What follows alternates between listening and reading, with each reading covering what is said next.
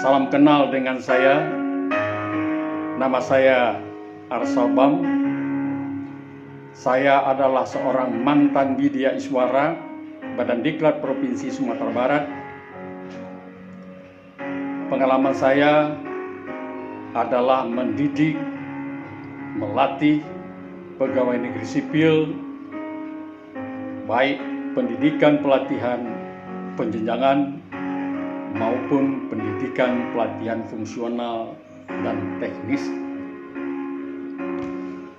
Kompetensi yang diberikan oleh Lembaga Administrasi Negara kepada saya adalah kajian manajemen publik, dan spesialisasi yang diberikan kepada saya adalah komunikasi yang efektif dalam pendekatan praktis.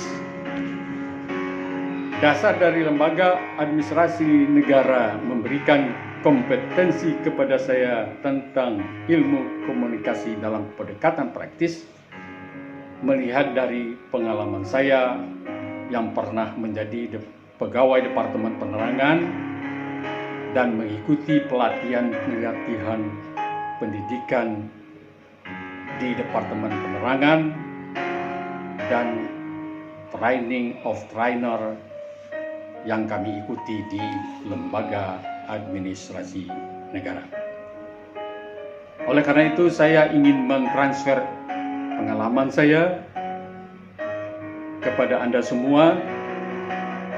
Tentunya apa yang pernah saya berikan kepada peserta pelatihan saya selama berdinas, yaitu kajian ilmu komunikasi dalam pendekatan praktis.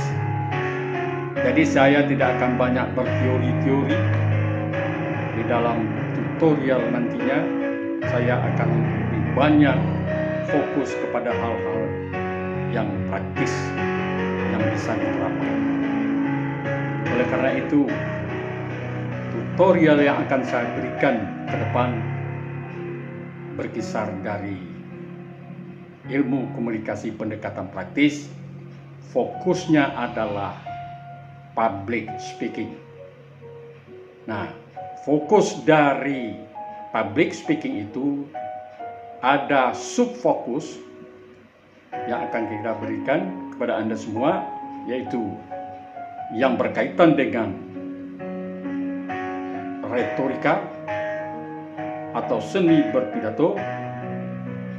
Yang kedua adalah presentasi, dan yang ketiga adalah teknik rapat dan diskusi. Jadi kajian tutorial saya nantinya adalah terfokus kepada 3 aspek ini. Oke, itulah tadi hantaran kata kami dan pengenalan diri kami. Semoga apa yang akan kami berikan ke depan dalam bentuk tutorial bermanfaat hendaknya. Selamat mengikuti. Sebelum kita berbicara tentang public speaking, ada baiknya kita harus bisa membedakan antara percakapan biasa dengan public speaking. Rata-rata kita orang dewasa menghabiskan 30% dari waktu yang kita miliki selain dari tidur untuk melakukan percakapan. Dan percakapan sehari-hari itu memiliki banyak persamaan dengan public speaking. Namun sebenarnya terdapat perbedaan. Pada dasarnya public speaking memiliki maksud dan tujuan. Ada 3 maksud dan tujuan dari pelaksanaan public speaking itu. Yang pertama adalah persuading, istilahnya, yaitu membujuk orang untuk melakukan sesuatu yang kita anggap benar. Yang kedua adalah informing, yaitu memberitahu orang mengenai hal-hal yang tidak mereka ketahui. Dan yang ketiga adalah entertaining, yaitu menghibur orang lalu membuat mereka merasa senang dan merasa nyaman dengan diri mereka sendiri, sehingga tujuan dari public speaking itu tercapai. Sementara itu, dari percakapan biasa kita belum tentu menemukan maksud dan tujuan seperti dari public speaking. Oleh karena itu, maka kita sekarang bisa membedakan mana yang masuk dalam kategori percakapan biasa dan mana yang masuk ke dalam kategori public speaking. Oke?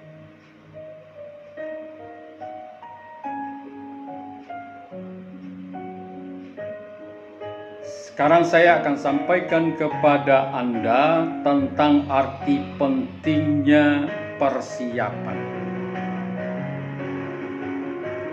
Saya masih ingat sewaktu di Departemen Penerangan, sebelum kami terjun ke lapangan memberikan informasi maupun memberikan penerangan kepada masyarakat, ada sebuah moto yang selalu diingatkan kepada kami sebagai juru penerang.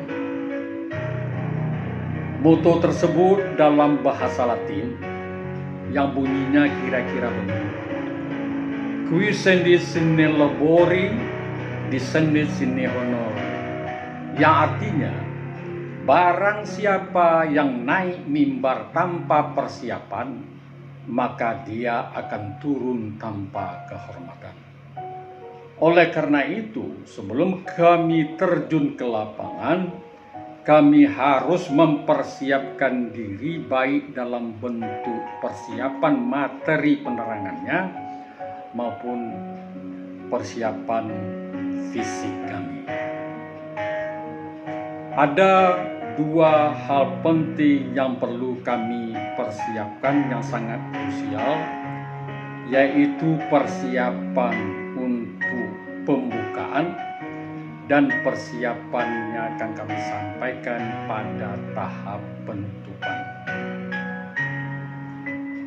Bukan berarti tahap penyajian konten atau isi dari penerangan kami itu tidak penting, namun keduanya ini antara pembuka dan penutup ini adalah sangat krusial. Menyampaikan atau mempresentasikan sesuatu dalam public speaking maupun presentasi ibarat kita menerbangkan pesawat. Dalam suatu penerbangan ada dua tahap penting yang sangat krusial, yaitu tahap lepas landas dan tahap mendarat. Demikian juga dengan menyampaikan sesuatu dalam public speaking atau presentasi, ada dua tahap penting yang sangat krusial, yaitu pembukaan dan penutupan. Pembukaan dan penutupan tersebut harus benar-benar dipersiapkan, dilatih, sehingga saat tampil akan dapat berjalan mulus dan memukau. Oleh karena itu, kami di Departemen Penerangan ketika itu menganggap persiapan ini adalah sangat penting dan sangat krusial. Oleh karena itu, kami tidak lupa untuk mempersiapkannya. Oke, selanjutnya kita akan berbicara tentang komponen dari public speaking itu. Pada umumnya ada 3 komponen public speaking, yaitu pembukaan, yang kedua isi, dan yang ketiga adalah penutup. Sekarang mari kita lihat tentang pembukaan. Pembukaan juga disebut sebagai first impression, yaitu merupakan kesan pertama yang sangat penting. Kenapa? Kalau kesan pertamanya jelek, maka akan mengganggu atau mengurangi simpati dan Anda akan sulit untuk memperbaiki keadaan. Makanya first impression ini perlu diperhatikan dan dipersiapkan sedemikian rupa. Namun jika dapat melalui pembukaan tanpa dinodai oleh kecerobohan atau kesalahan, maka pada tahap selanjutnya public speaking Anda akan berjalan smooth. Bagian kedua dari public speaking adalah batang tubuh. Dalam proses penyusunan batang tubuh, mulailah dengan menetapkan pokok pikiran. Karena inti dari materi public speaking adalah pokok pikiran. Oleh karena itu, pikiran utama ini harus Anda pilih secara teliti, lalu mentransfernya ke dalam tulisan sebaik mungkin dan menyusunnya secara tepat dan strategis.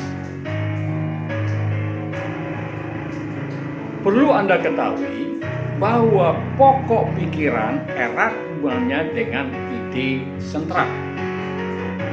Apabila pada ide sentral Anda menyebutkan terdapat 3 hal yang harus dilakukan, maka jelaslah bahwa pokok pikirannya harus terdiri dari 3 yang disebutkan tadi. The last but not least, akhir dari public speaking Anda adalah penutupan. Penutupan ini biasanya hanya berisi sekitar 5-10% dari seluruh materi yang sudah Anda sampaikan. Kenapa? Karena pendengar akan merasa sebel apabila Anda sudah mengeluarkan kalimat kesimpulannya adalah bla bla bla bla, tapi ternyata Anda masih mengoceh panjang lebar. Buatlah penutup serinci mungkin, kata per kata, dan latihlah sesering Anda bisa. Pastikan penutupan disampaikan sebaik mungkin, sehalus mungkin, dengan percaya diri, dan menggunakan perasaan tanpa bergantung pada catatan yang Anda buat. Intinya, buatlah kesan terakhir agar Anda tidak terlupakan. Oke, itulah tadi overview public speaking yang bisa kami sampaikan, dan pada episode yang akan datang kami akan mulai membahas public speaking lebih mendalam. Kami berharap kepada teman-teman agar mau memberikan subscribe-nya untuk penyemangat saya membahas tentang public speaking di masa-masa yang akan datang. Terima kasih.